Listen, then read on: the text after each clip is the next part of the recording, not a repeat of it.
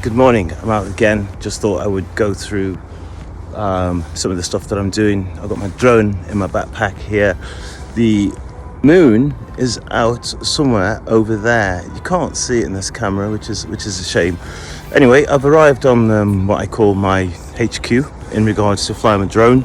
Just excuse me, I haven't got a selfie stick on here. So basically, just in case you've seen the first video, it wasn't my first flight. It was my first high flight, I suppose you could say. But the point I'm trying to make is, if you're going to come out and fly a drone, there's several things you've got to have, which has changed. You need a flyer ID and you need an operator's ID.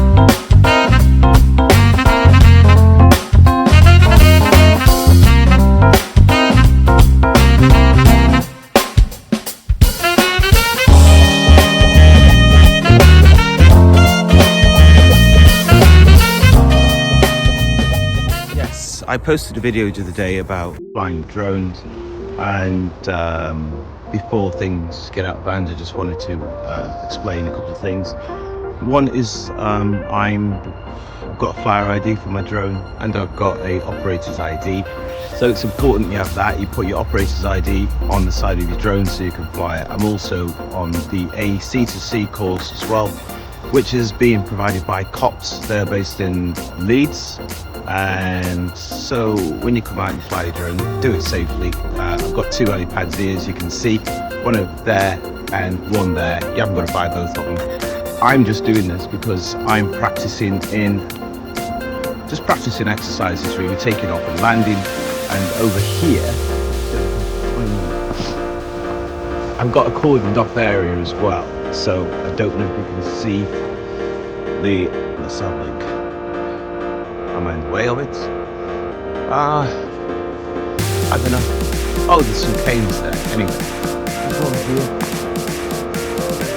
there we go. It's very hard to see this. There's one here, and then there's one over there, and then so there's four. So that's the area where I'm going to be practicing in, basically.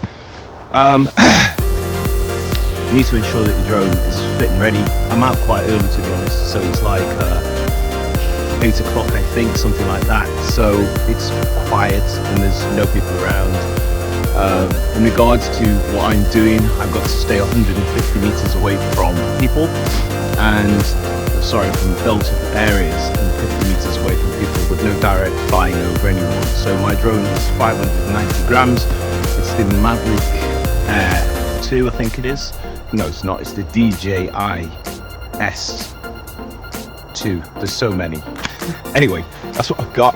I'm going to be using it for building surveying. So for me, it's about being able to get into tight loft spaces. This one's got the ability to do that in the sense that it's got its own radar. So if you can't use GPS, then you'll still be able to use it indoors, and that's what I want it for. And for doing roof surveys, to be honest. So that's why I've got it.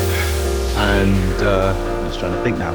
Yeah, it's quite cold. Make sure it's quiet when you come out, so there's not loads of people, loads of dogs. Don't chase cats, dogs, birds, whatever. Be sensible. And if you're sensible, everybody else will be sensible. If you start being stupid, then everybody else is going to get upset. So, right, I'm just going to get on with it, get the drone up, get the sunset that you can see coming over there. I'm going to try one of the filters on there to see what it's like. I might not, have any experimented with them yet. But anyway, I'm going to shut up, get on with it. I've got an hour's worth of batteries, hour and a half worth of batteries, so I'm going to get using those and get back.